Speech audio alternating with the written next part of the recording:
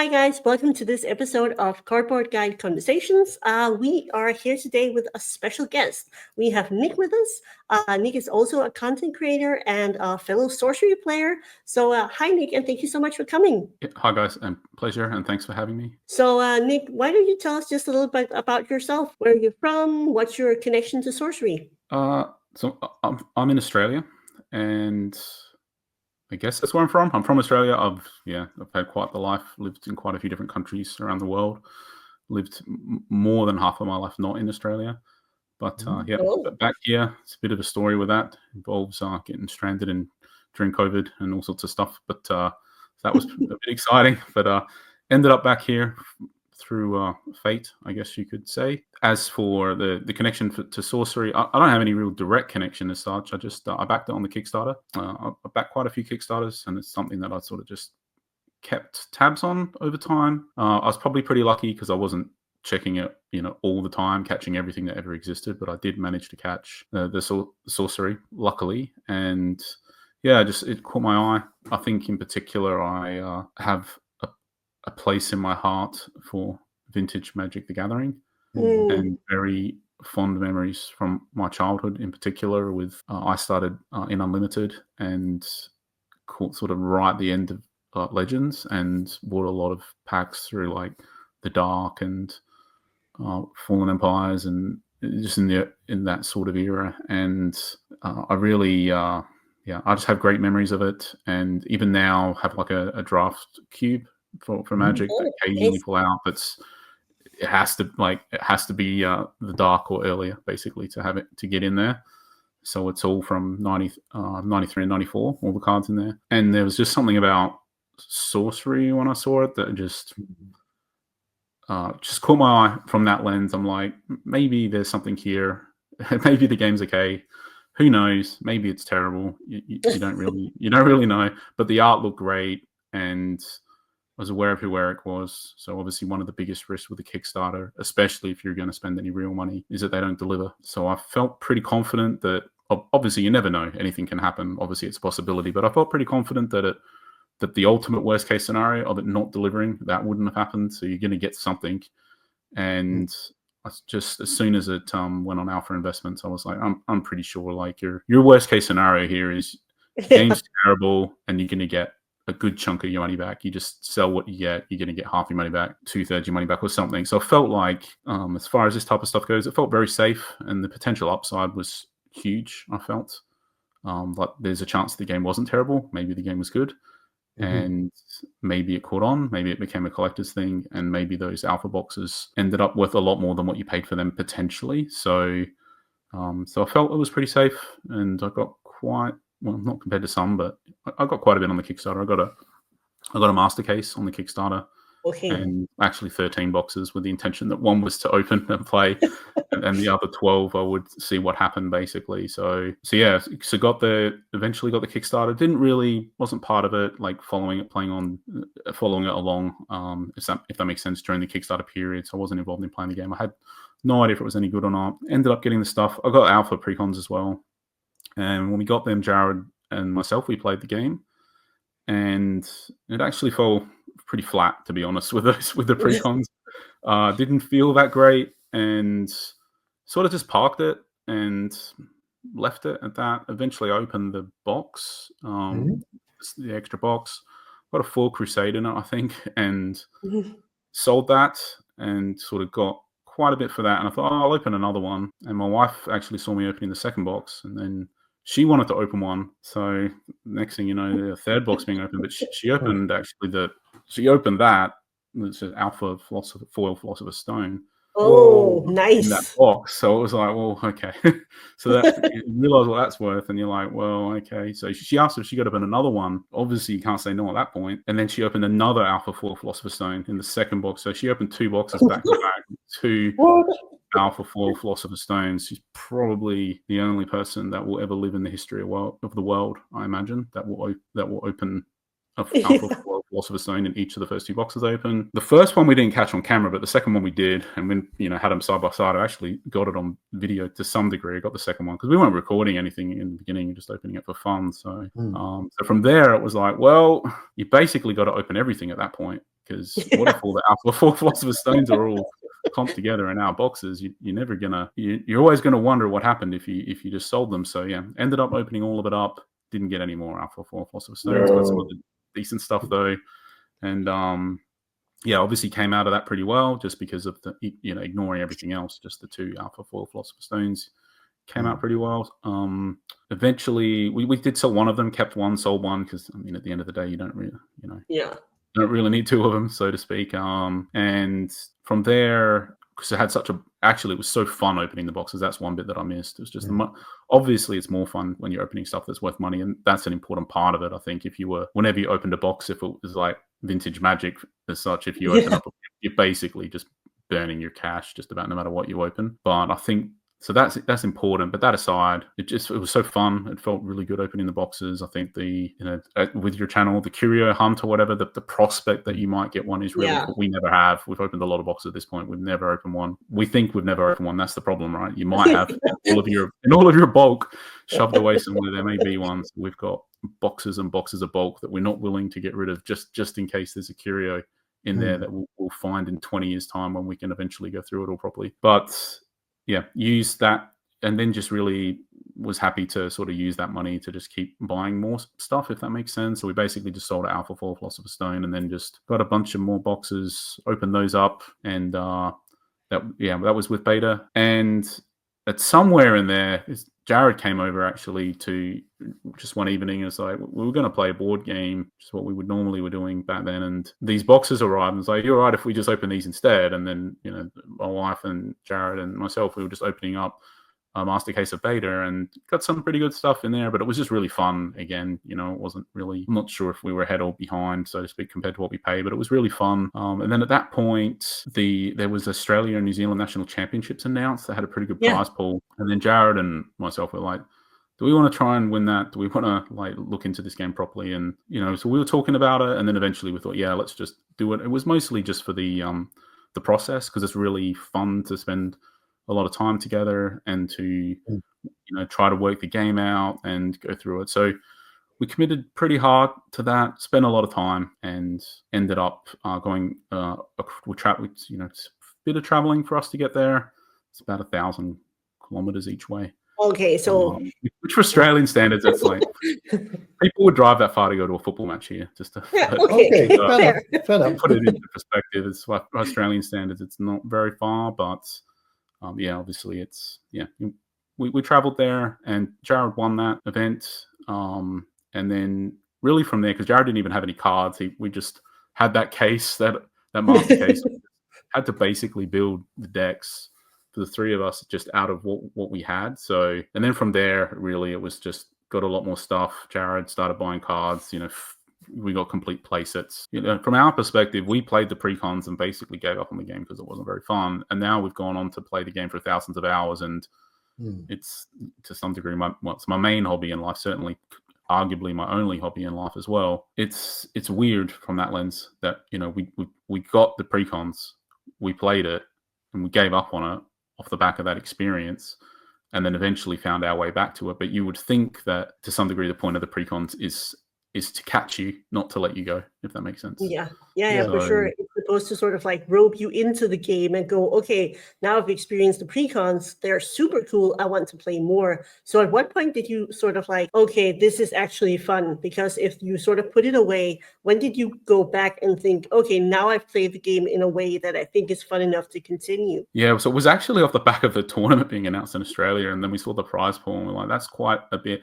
So background-wise, we had, Jared in particular, he spent a lot of years on the Pro Tour in Magic the Gathering. So we sort of have both have a pretty competitive streak in us. So when we saw that, we're like, we're not going to be doing that if the game's terrible. So there must be something there. And then, so it's really in sort of through that lens, the tournament was announced, and then we started to look at the game, watch some content. There was not really any content much that existed that sort of helped you from a competitive standpoint, if that makes sense. That was really asking the types of questions that we had, strong advice on just how to site place, the real in-depth stuff in the game, site placements in particular. There was some stuff out there, but just not really going into the theory and the depth. and sort of explaining why. There was a lot of like, this deck's good, you should play it type of stuff, but not necessarily explaining exactly why it's good, if that kind of makes sense. So Completely. so that was sort of like a seed was planted in a way that there was maybe a bit of a gap in content creation potentially, but that wasn't what we were thinking at the time. We just was, looking to build some decks. We were looking at the decks that other people that were sort of popular, and we were just doing our own thing separately. And we were like, there's a lot of stuff here that people have not come up with yet. Like, there's a lot of deck design space and a lot of concepts for decks that just are not discovered. There's a lot of stuff is possible here. There's a lot of stuff that isn't worked out, a lot of stuff that isn't solved. And yeah, so we just went about through that lens. I think for that tournament in Australia, Jared won it with a Geomancer deck, and Geomancer at the time was considered completely unplayable. That before it was that him winning that tournament that propelled it into the meta, and realizing the synergy between that and Roots, which to us seemed obvious, but for whatever reason, at the end of the day, there's so much that's possible. Any given person isn't going to find everything out. Everyone's going to be off doing their own things, looking in their own sort of, coming up with their own 5 or 10 ideas. But I think literally thousands of things are possible. So it's totally understandable that a lot of things will slip through the cracks. But I think that's great, to be honest, with the game. Even before Arthurian Legends came out, we still felt a lot of stuff was possible in deck design just with beta that was not discovered or not explored by people. So, and that's, the case now. For sure, still, there's a lot of stuff, a lot of really good quality decks that even that we know of that we've got tucked away that still just haven't popped up, haven't sort of entered into the meta at any point. Yeah. So, and I think that'll just be an ongoing thing, to be honest. It's just by the time the next set comes out, there will always be unexplored stuff. So I think it's more just, I can get from it's bored, you're bored, you want another set. It's that I sort of get that lens of it, but to say that everything's worked out, that is just not happened at all with this game at any point.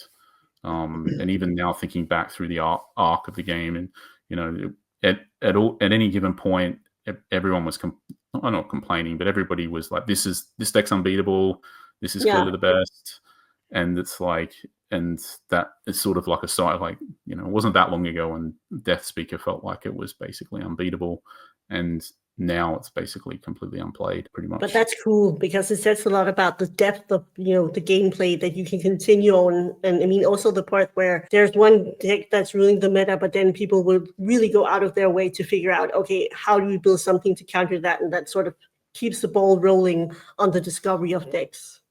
I think so. Yeah, that's part of it as well. But I also just think there's just a lot of unexplored space, and people are just discovering new things all the time as well. So it isn't all just counterplay. I think people are just working out completely new things as well, which is really, really good. Because I think it wouldn't be that fun as well if it just distilled down into this like rock, paper, scissors type of for sure type of thing as well. So I think that's the background. I think for me into Sorcery, really, that was the path, and then from there, like, somewhere in preparing for that tournament, the Australian New Zealand National Championships, we just, the reason why we, I guess, prepared enough to put it, to be able to do well in it was just because we really enjoyed the process as well. So, like, and a big part of that is because the game is awesome. I play a lot of games, a lot of board games, a lot of quite complex board games. The depth that Sorcery has for something that's, I think people would say that it's a complicated game, but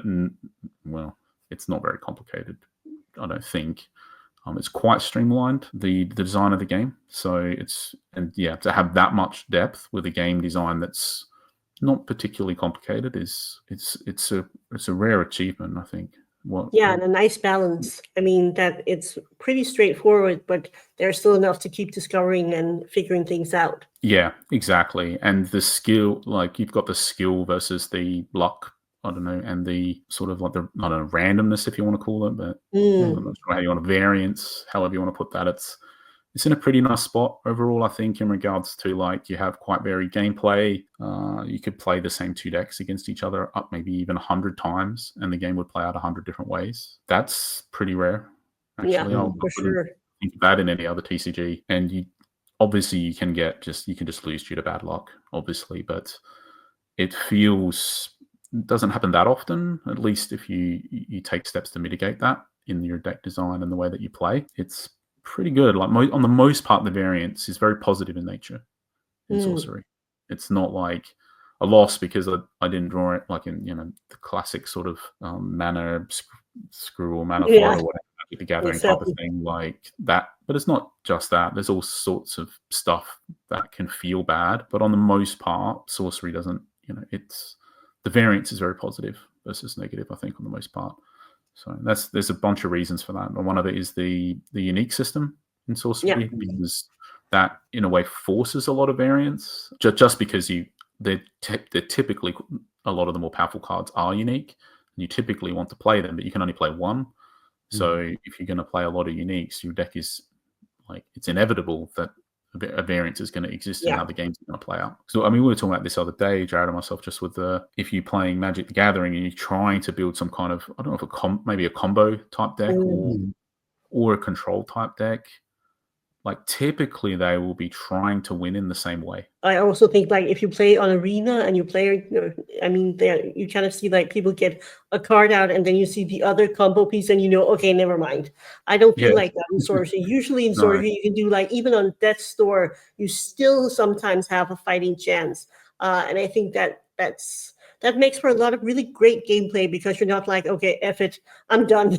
You can still sort of keep fighting. Yeah, and normally there's different ways that you win or lose, I guess, depending on how you want to look at that. So these sort of combo, if you like, or control decks, there might be some kind of core combo part or whatever, but the way that they win, they typically have a lot of variance. Nick, you mentioned that there was a gap in the content creation, and you were missing the sort of channel that went in depth with deck creation, side placement, and stuff like that. So can you tell us a little about your YouTube channel? We actually started a while ago. It was after Jared won the Australia-New Zealand National Championship. So we just did a video about the process to build that deck and the tournament and the experience that weekend. I think it was a couple of YouTube videos that were maybe 2 or 3 hours each, something like that, going through all of that process. So just started with that, really.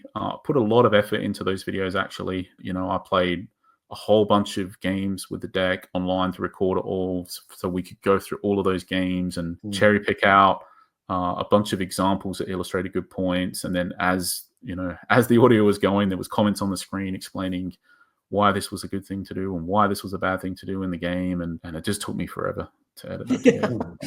Like it took literally, I don't know, like more than 40 hours type of thing to edit it all down. So it was like a crazy amount of time. Yeah, I tried to create a couple other bits doing it that way, but really it was just ended up just stopping just because I didn't have the time. Like I couldn't spend 40 hours putting together a video basically. So we did that a bit, and then I don't know, we didn't really give up, to be honest. It wasn't a conscious decision to give up. It was like, we'd like to do another video, but I don't have 40 hours spare. So it just fell by the wayside. We know it's really helped some people. We have quite a few people reach out to us and want to ask more, but yeah, it's not for everybody what we do.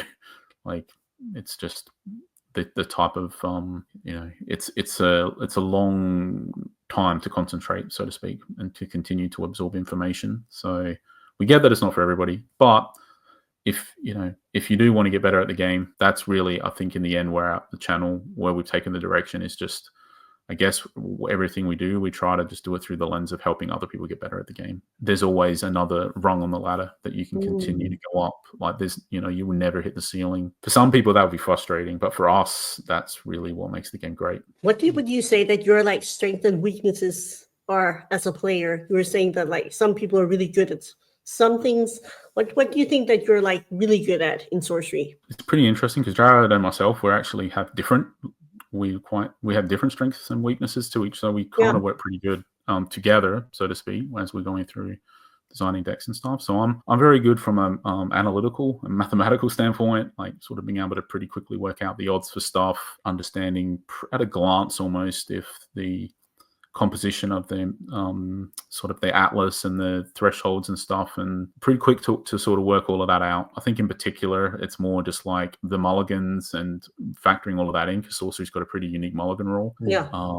And you can factor that mulligan rule into your deck design. Don't want to go down a big rabbit hole with this now, but effectively you can potentially, especially in limited with only 12 sites, you can have it, you can sort of push things to the limits, knowing that if you get certain thresholds, you can't mulligan them, or you have to mulligan them, so to speak, or you can factor that into the mulligan decisions, and it can really, I'm pretty good at factoring that into the design of the atlas. So I think that side of things, that more mathematical, analytical side of things is definitely where my strengths.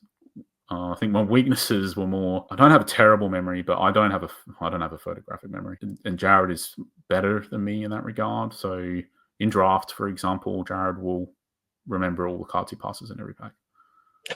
Whoa, that's pretty useful. For example, so he will, when Jared is passing, he will know what he took. He will have a pretty clear. So it's something that I work on and I try to get better at. But I think just that sort of memory side of things, remembering that you mulligan these cards, this is the bottom card, this is the second bottom card, this is the third bottom card, that can be really important in the game. And it's the type of thing where I would just forget that. I would be 45 minutes into the game. I don't remember. I just don't remember, basically. And it's something that I've tried really hard to get better at. Yeah. And I think extrapolating out the lines of play, I'm pretty good. Again, sort of 2 or 3 or 4 turns, working with the site placements and stuff like that, which is typically enough in sorcery. But that's also something I had to get better at. That was a weakness of mine. I think initially I couldn't really see 4 turns into the future very well with the site placements. So this is things like knowing that they're this avatar, knowing that they probably don't want to draw a site at the beginning of the turn. So you're knowing that they're going to probably want to play a site on their next turn, but not the turn after, but then the turn after that, and this and that, and they're probably going to want to put the sites here, here, and here, and therefore that means you're going to have to draw at least this many sites by at least this many turns into the future if you don't want to get blocked in, and this type of stuff. Like, I couldn't do all of that initially, but I would just say broadly, it's like whatever you do, you should have a reason for doing it. Always. Everything you ever do in sorcery, there should be a reason. At the start of your turn, you draw a card from one of the decks. Why did you draw it from that deck? And I think just being conscious of what the reason is, why you did it, what you thought it would lead to. Did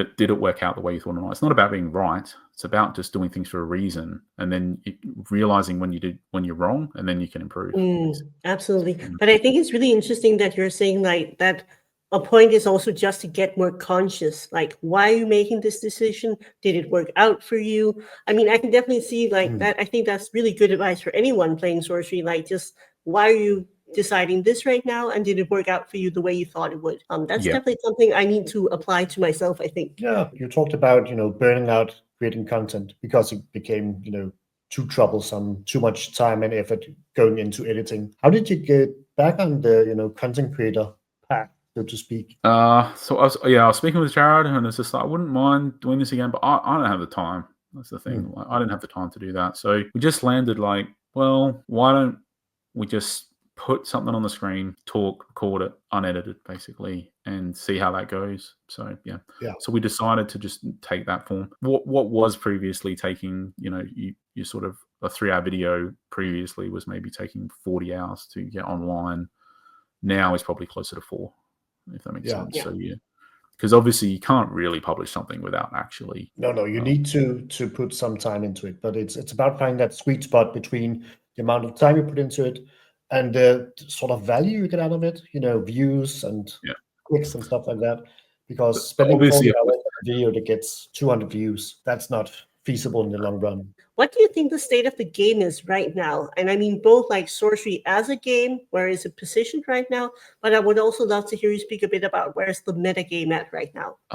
So I think it's just sorcery as are we talk about the game or collectors or all of that stuff? Yeah, but it's just like, where do you think it is right now? Is it more popular now than it was previously? Obviously more. Okay, I'm saying it's obviously more popular. I think it's more popular now than it was at any point in the past. That may not be true in regards to all aspects. So it probably isn't true in regards to like market throughput, so to speak.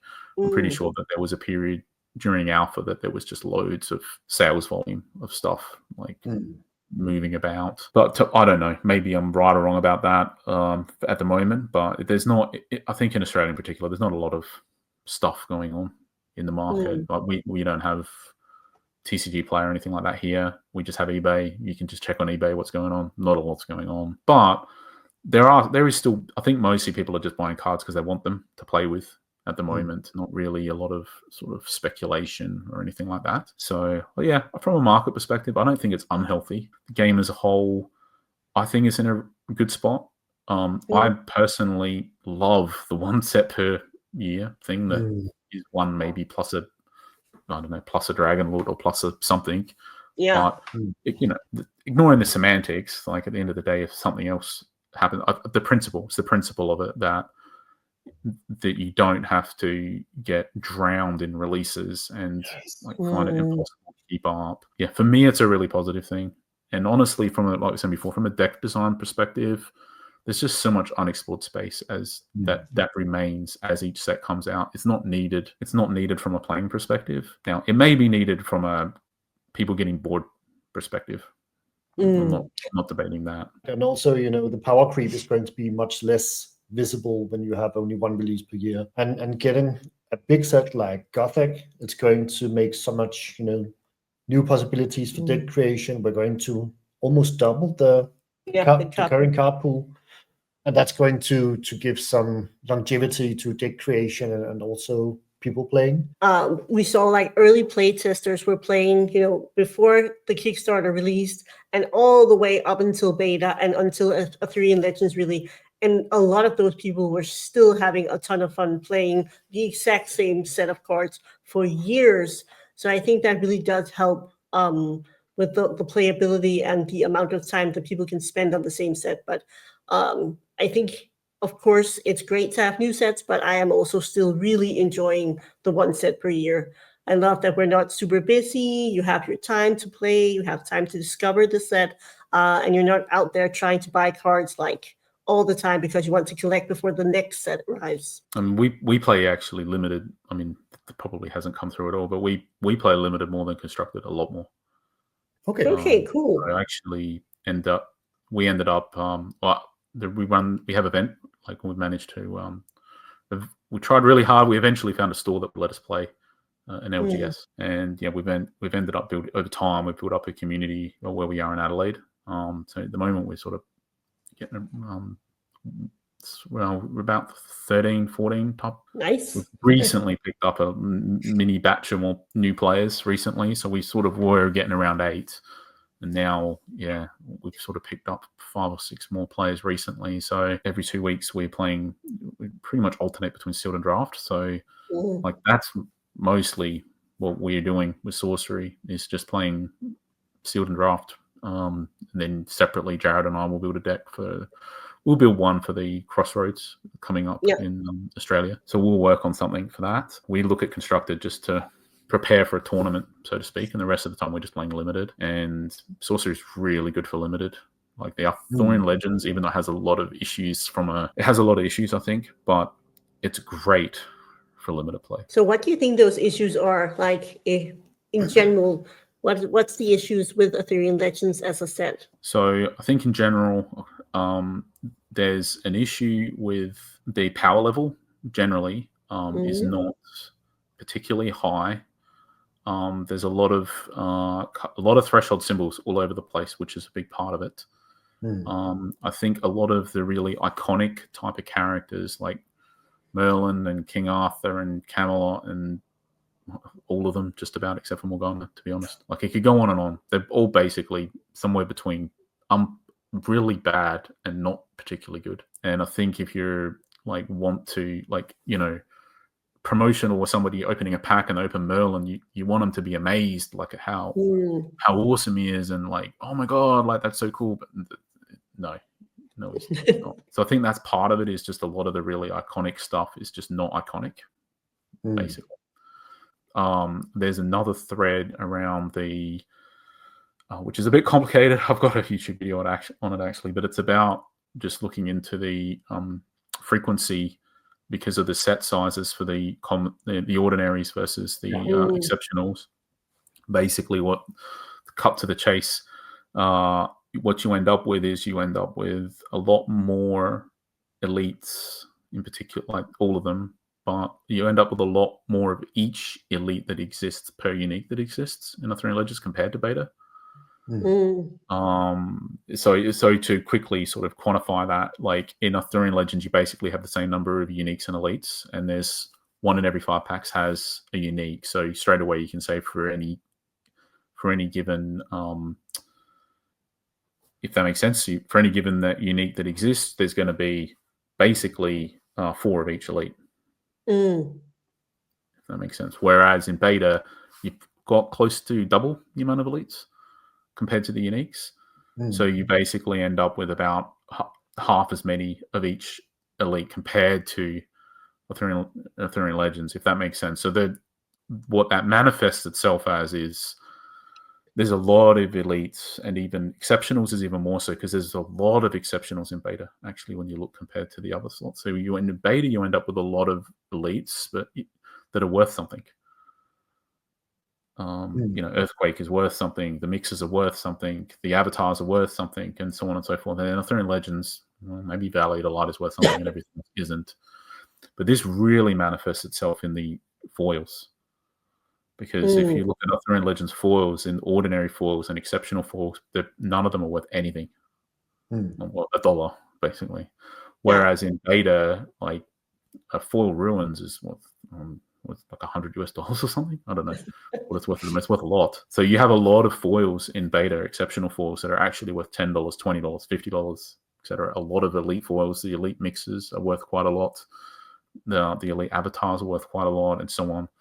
But yeah, so when you open a box of beta, you can basically get a lot of really good hits that they're like exceptional foils and stuff. You can open a couple of jewel sites in exceptional foil.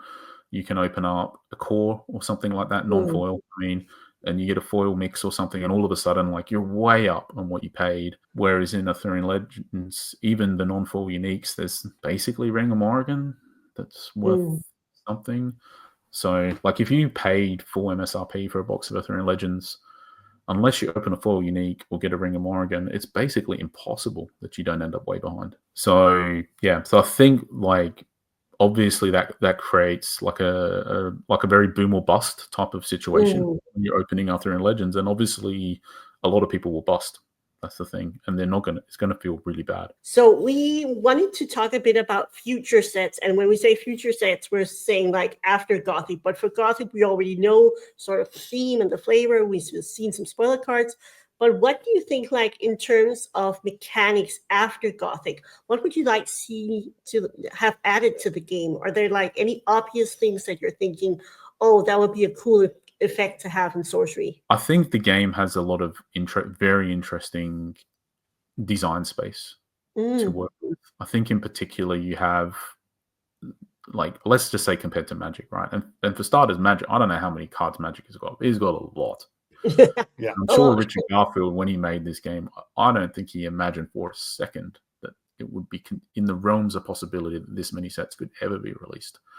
So whatever design space he felt existed then, I'm sure he never, like, imagined in a million years it could extended to what it has. And I think there are reasons to believe that Sorcery has even more design space to work with than what Magic the Gathering does.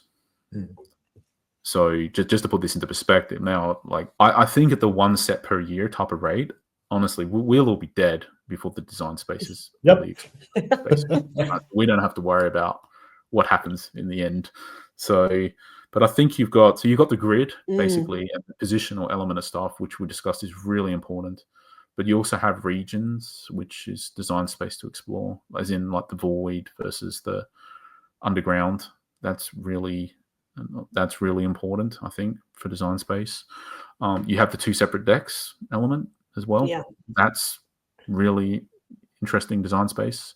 They've just announced the collection mechanic well, which adds a whole bunch more design space that I'm sure, and I've just been thinking about it a bit, when that was announced. That has a lot of potential. Like, I think that has way more design space than what most people would appreciate going forward. Like, potential design space, let's say, like, has a lot of potential what could be done with that. I think the Death Storm mechanic, a couple of things like Death Speaker or whatever interact with that a bit, but on the most part, nothing really directly interacts with that mechanic and could. You have avatars in Sorcery as well, which adds a lot more design space, and there's probably a couple of other bits, but these are things that are, I don't know if they're entirely unique to Sorcery, but there are things that Magic the Gathering sort of doesn't have those things, and it has a lot of design space, and I think it just so it extends it out a lot. I think. I personally think that they will probably do at some point a goth, a cosmic horror type of like Lovecraftian type set. I think that's obvious. It's in the public domain. There's a lot of stuff. They've already got quite a bit of stuff from it. I think it's an obvious place to go at some point. I think, and then if you look at some of this stuff, just to give some random ideas, like I think the Void in particular could suit that really well, and you could really maybe try to explore that, because I think at the moment it obviously exists in the game, but it's not sort of off to the side a bit, I think, in regards to gameplay generally. Like maybe you cast a minion with Void Walk, so you can put it there so they can't kill it, and then it will come in and attack, and well, that's it. That was your experience with the Void type of thing.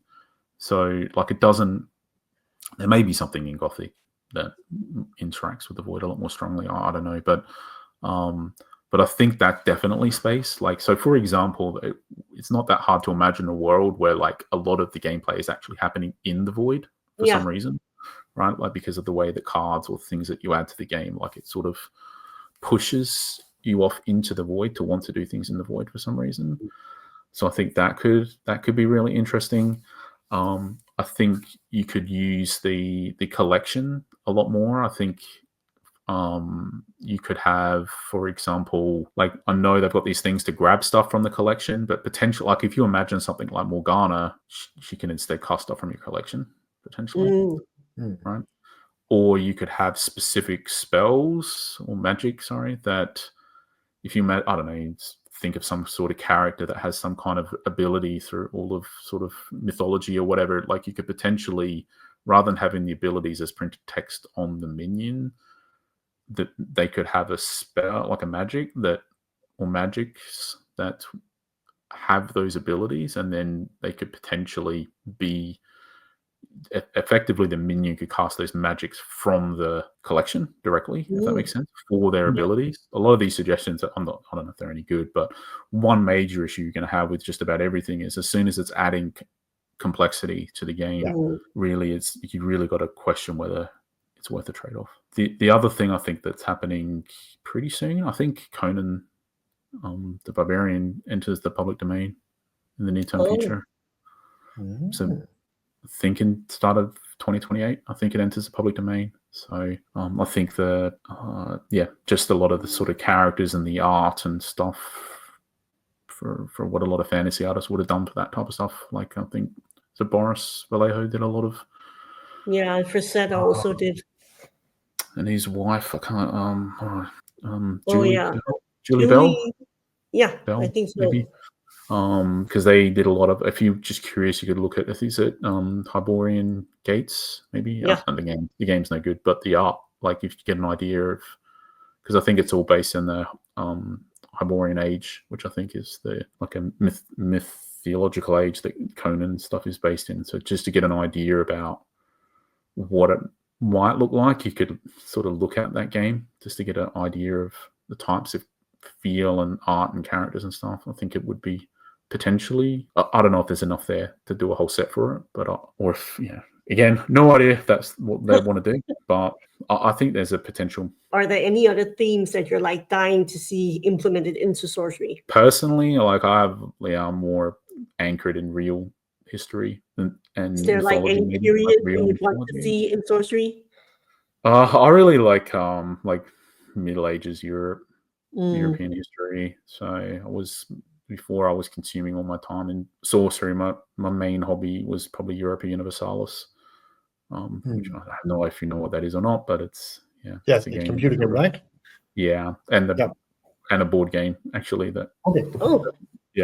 That was a main game that we played before we started playing Sorcery. But it's a long board game. It's like 40 hours or something to play one game.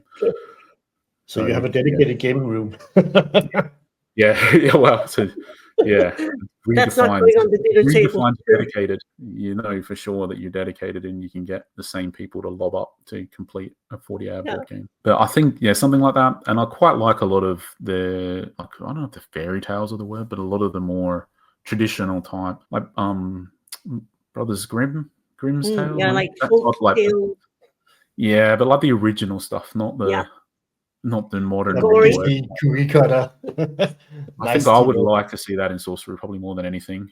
A lot of that stuff, like it. I mean, people probably who don't know much about it probably roll in their eyes, no idea what. But like a lot of it is pretty. I had no idea how they were children's stories. Let's put it that way. No, they're super dark, anchored with cannibalism and all. Like, there's a lot of running themes that are highly disturbing through all of them. A lot of like extremely scary, like stuff of nightmares almost. But for a lot of it, condensed somehow into children's tales to keep them well behaved, I guess. So I'm thinking, you were talking about the potential game space. Is there like an avatar where you think, okay, with the right cards, there's so much potential there that we haven't seen yet? You meaning at the moment? With Yeah. what's currently available? Yeah, for the avatars that we already have, because there are definitely more. There are some that get more played than others, but do you think there is like one that has a lot of potential, but we just haven't worked it out yet, or we don't have the right cards for it yet? I think with definitely multiple sorcerer archetypes that aren't really played that are very good. I know actually when I won the online league, I was speaking with Ira after he basically asked me the same question in a roundabout way. So, a flame caller was something that I said to him on that call. I think it's very strong. Flame caller is in particular. It's going to be completely crushed when Gothic comes out with all of the stuff that removes stuff from the cemetery. Is absolutely going to kill it. But at the moment, it's very good, and it's very good against. Can be built to be pretty good or very good against Archimago as such. I don't know. Archimago is a bit. People define it like it's a deck, but it's a whole bunch of different decks that have different strengths and weaknesses. So. But it can be very good against some Archimago archetypes. I think Flame Cooler was a little bit slept on, but I think Ira's played it in the online league and this season and did pretty well with it. I'm not sure if anyone else played it much. So I'm not sure Flame Cooler was entirely slept on, but maybe a little bit. There's stuff that's underrated, but it's probably not S tier. That's the thing. Like, it's probably slept on a bit. People probably underrate it, but you probably can't walk out winning a major tournament with it, so I'm not sure if that matters too much. Avatar of Water is probably underrated. But it's not S tier. Work. Yeah, but you can do pretty cool things with it, and you can make pretty good decks with it, but like probably only A tier, if that makes sense. Like, you're probably not. So, and I think Elementalist is definitely slept on quite a bit. Like, there's some really cool stuff that's possible. It comes and goes a bit. Like, people do stuff with it, but there are really competitive things. Again, it's a bit like just because of what it is. Like, there are so many directions that you can go. And again, you're back into you're basically back into the space of in order to win with the Elementalist or the Sorcerer, let's say, what you're really trying to do is you need to look at who you're playing against in the competition. Like, for us, for example, if it's a major event in Australia, we got a pretty good idea who are the top players, who's going to be finishing in the top cut, and we got a pretty good idea what decks they're going to be playing. So it's not a totally abstract concept for us, right? Like, we sit at it, we look at who's playing, we look at what decks they think they're all going to play, and then we know what we have to beat in the top cut, and then we're building a deck that does well against those. Maybe you'll just let us know where we can find you then. Yeah. Are you on any of the socials, or should we all just head straight to the Mirror Realm YouTube channel? Yeah, we just have the YouTube channel. Don't have any other socials associated with it. So it's just Mirror Realm YouTube channel for Sorcery Contested Realm content. Cool, good to know. We will be sure to link down below in the description to the YouTube channel so everybody can go out and check out the videos. We've been watching quite a few of them, but we usually do them like in 3 settings, so then you do an hour at a time, and I can highly recommend that. Yep. All right, there you go. It's a tip for everybody. If 3 hours is too much, break it up to 3 1-hour sessions. And thank you. Yeah. Thanks for having me. I appreciate it. And I think yourselves and Hain, I think, was it Wizards and Hain? I think they were the first 2 YouTube channels that I was watching when I started looking at sorcery stuff. So it's good to know the curios in particular, what we were trying to find, what we need to keep an eye out for. So And definitely, we hope that we get to continue on to have curios, because I mean it's not like a given. So, but hopefully we will still see some in future sets as well. I can't imagine they will. Oh, I'm also crossing my fingers. It's here now. We needed to stay. Yeah. Yeah. But yeah, thank you, Nick, for joining the channel. It was really great. Pleasure. And yeah, if you want to know more about Sorcery gameplay, go check out Mirror Realm. Definitely, that is the place to go. So if you've enjoyed the talk, please smash the like button. And I'm sure if you have any questions, we can also just let people comment down below and see if you can maybe answer them. I mean, people might have all sorts of questions about deck building and stuff like that, or catch Nick on Discord. And it's the same name on Discord, right? Mirror Realm? Yeah, and Wyvern. Yep. Thank you so much, Nick. We're just going to end the recording here.